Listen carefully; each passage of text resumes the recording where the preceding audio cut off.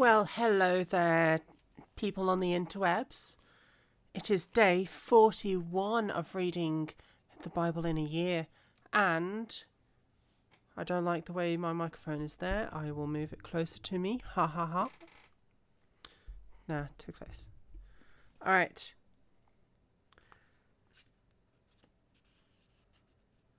I am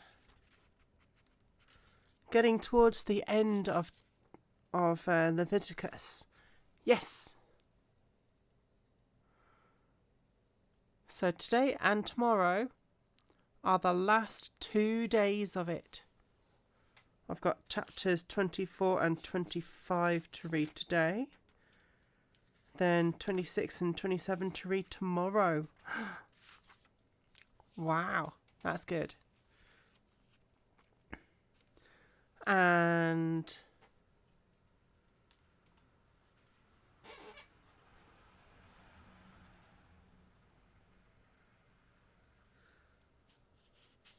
yeah. Sorry, the bit of trim around my Bible is starting to fall apart. Although I do remember some people having pages falling out of their Bible before they replace them. Yeah, I don't think I'll get that far before I get a new one. Yeah. I will start reading now. Chapter 24, Leviticus. Care of the tabernacle lamps. Then the Lord spoke to Moses, saying, Command the children of Israel that they bring you pure oil of pressed olives for the light, to make the lamps burn continually. Outside the veil of the testimony, in the tabernacle of meeting, Aaron shall be in charge of it from evening until morning before the Lord continually. It shall be a statute forever in your generations. He shall be in charge of the lamps of the pure gold lampstand before the Lord continually. The bread of the tabernacle. And you shall take fine flour and bake 12 cakes with it. 2 lengths of an ephah shall be in each cake. 2/10 of an ephah shall be in each cake. You shall set them in 2 rows, 6 in a row, on the pure gold table before the Lord. And you shall put pure frankincense in each row, that it may be on the bread for a memorial, an offering made by fire to the Lord. Every Sabbath he shall set it in order before the Lord continually, being taken from the children of Israel by an everlasting covenant. And it shall be for Aaron and his sons, and they shall eat it in the holy place, for it is most holy to him, and the offerings of the Lord made by fire as a perpetual statute. 12 cakes, 1 for each tribe. The penalty of blasphemy.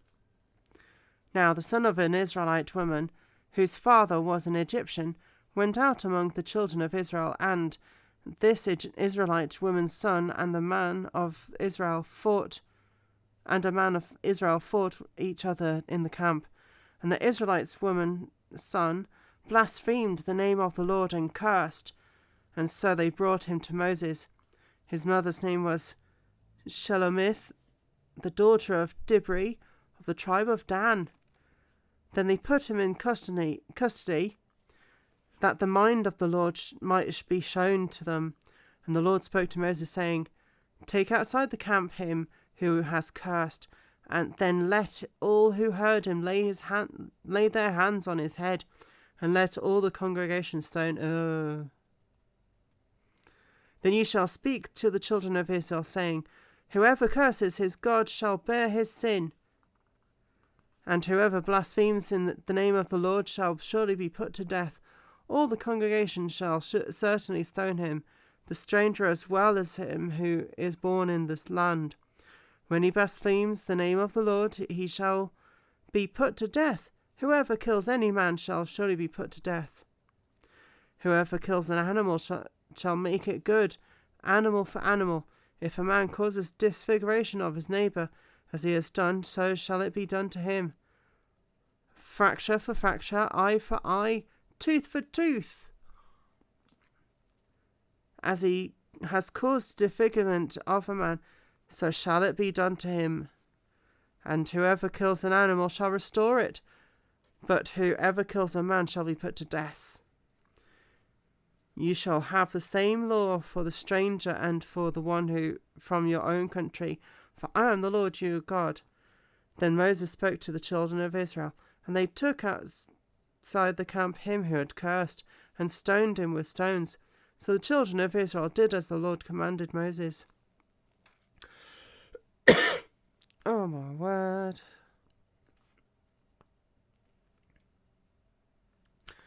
Yay.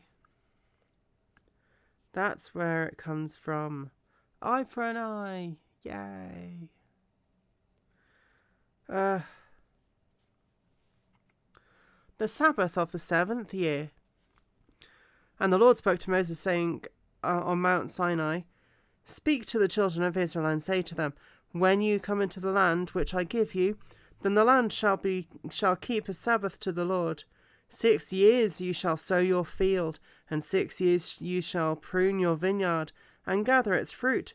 But in the 7th year there shall be a Sabbath of solemn rest for the land. A Sabbath to the Lord. You shall neither sow your field nor prune your vineyard. What grows of its own accord of your harvest you shall not reap, nor gather the grapes of your untended vine, for it is a year of rest for the land.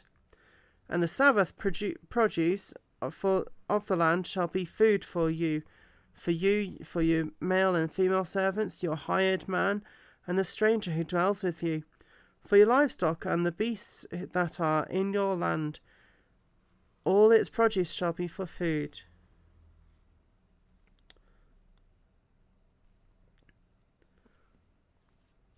So you farm for 6 years and then you don't for a year?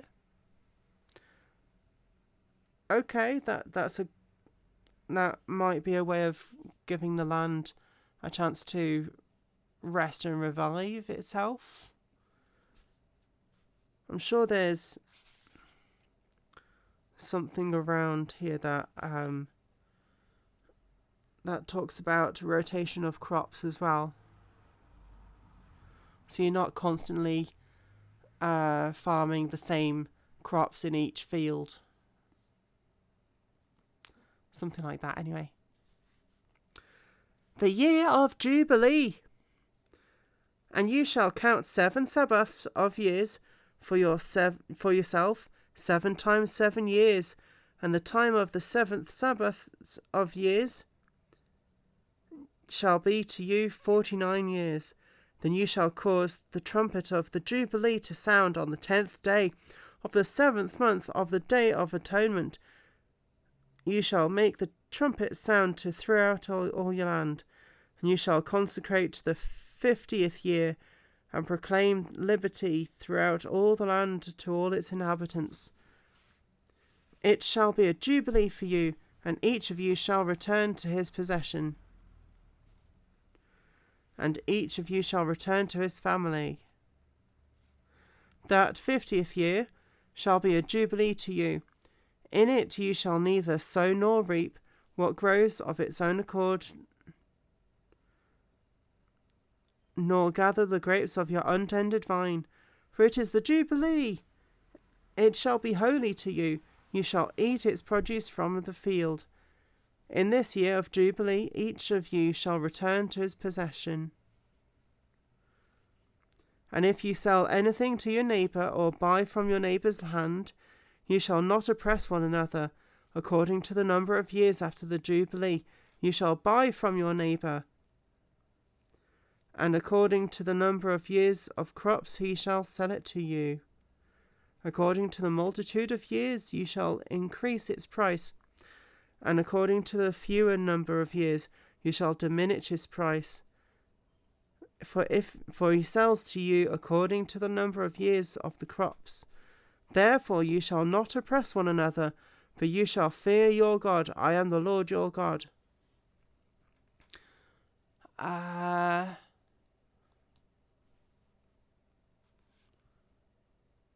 might need someone to explain that to me. Provisions for the 7th year. So you shall observe my statutes and keep my judgments and perform them, and you will dwell in the land of safety. You will dwell in the land in safety. Then the land will yield its fruit, and you will eat your fill and dwell there in safety. And if you say, what shall we eat in the 7th year, since we shall not sow nor gather in our produce? Then I will command my blessing on you in the 6th year, and it will bring forth produce enough for 3 years. Wow. And you shall sow in the 8th year, and eat the old produce until the 9th year, until its produce comes in. You shall eat of the old harvest. As long as it lasts that long? Yeah. Redemption of property. Not long left. The land shall not be sold permanently, for the land is mine, for you are strangers and sojourners with me. What does that word mean? And in all the land of your possession you shall grant redemption of the land. If one of your brethren becomes poor and has sold some of his possessions, and his redeeming relative comes to redeem it, then he may redeem what his brother sold. Or if the man has no one to redeem it, but he himself becomes able to redeem it, then let him count the years since its sale, and restore the remainder to the man to whom he sold it, that he may return to his possession.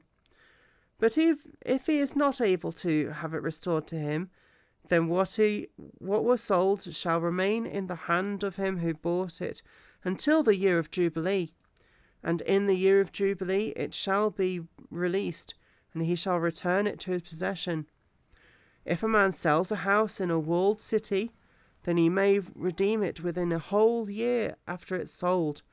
Within a full year he may redeem it.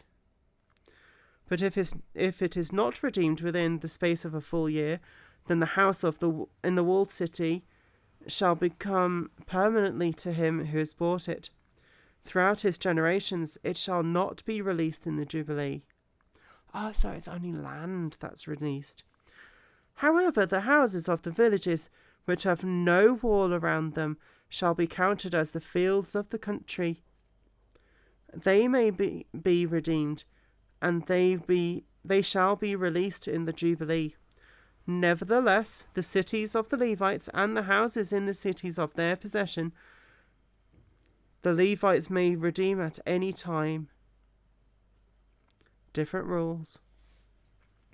If a man purchases a house from the Levites, then the house that was sold in the city of his possession shall be released in the Jubilee, for the houses in the cities of the Levites are their possession among the children of Israel.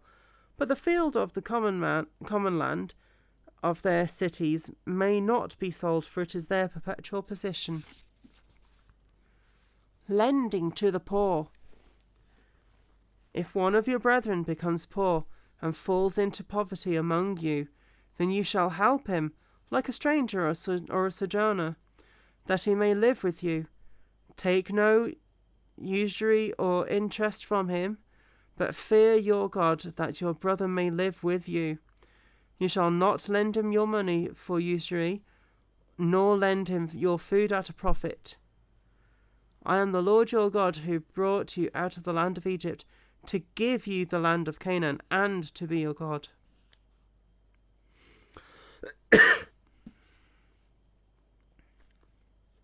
And now a difficult bit. The law concerning slavery. Yay. And if one of your brethren who dwells by you becomes poor and sells himself to you, you shall not compel him to serve as a slave. As a hired servant and a sojourner, he shall be with you and shall serve you until the year of Jubilee. So it doesn't condone slavery. Ha ha ha. And then he shall depart from you, and he and his children with him, and shall return to his own family. He shall return to the possession of his fathers. For they are my servants, whom I brought out of the land of Egypt, and they shall not be sold as slaves. You shall not rule over him with rigour, but you shall fear your God. And be kind. I think that's what that means. And as for your male and female slaves, whom you may have from other nations that are around you, from them you may buy male and female slaves. May is not permitting. Sort of. Moreover, you may buy the children of the strangers who dwell among you, and their families who are with you, which they beget in your land, and they shall become your brethren. And you may take them as an inheritance for your children after you, to inherit them. And regarding your brethren, the children of Israel, you shall not rule over them over one another with rigour. Now if a sojourner or a stranger close to you becomes rich, and one of your brethren who dwells with him becomes poor and sells himself to the stranger or sojourner close to you, or a member of the stranger's family, after he is sold, he may be redeemed again. One of his brothers may redeem him, or his uncle's son may redeem him, or anyone who is near of kin to him in his family may redeem him. For if he is able, he may redeem himself.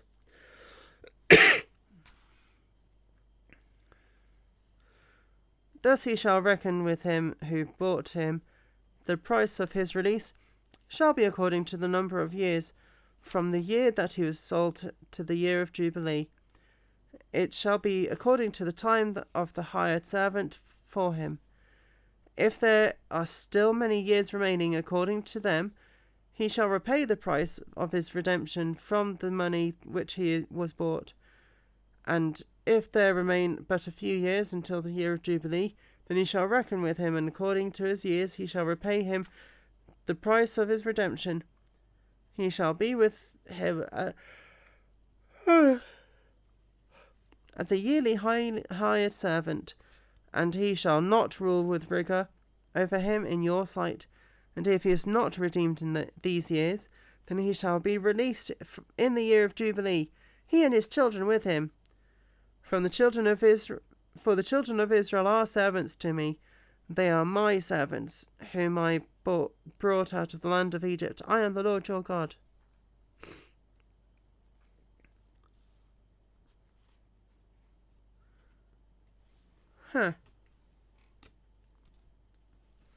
That was interesting.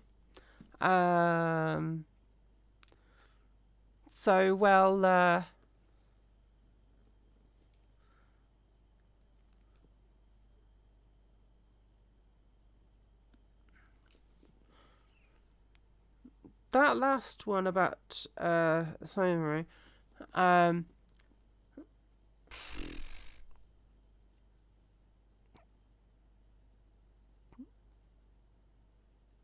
says that the children of Israel shall not be slaves, which is nice. And like in terms of like selling themselves for work so that they can live, that sounds a bit like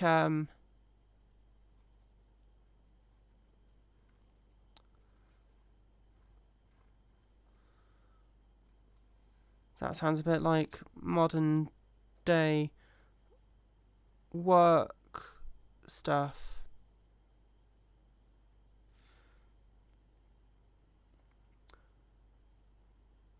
Sort of. I mean, everyone has to work for a living. Just that some people are able to get away with not doing much work and ending up with loads of money, and other people do so much work and have hardly any money.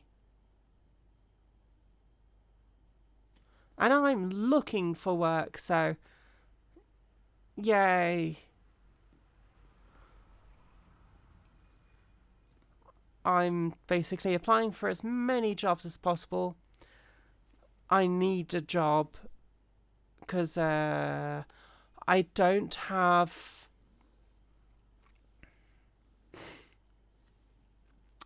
much in the way of savings, and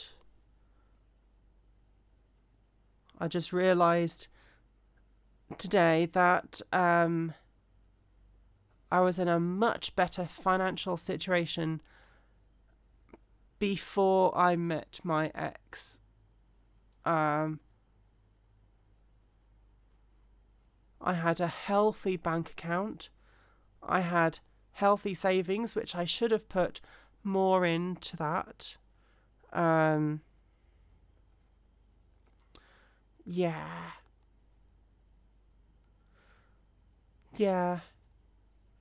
And my partner wanted to go out and drink more than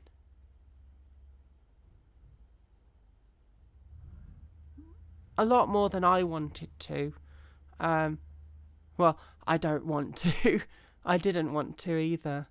The occasional night out in terms of like theatre, dinner, and a couple of drinks, that would be fine. But not like 10 hours just drinking to get drunk. I did not vibe with that at all. And the fact that my ex was basically arguing with me after every single night out. Yeah, I'm very glad I'm not with them anymore. Like,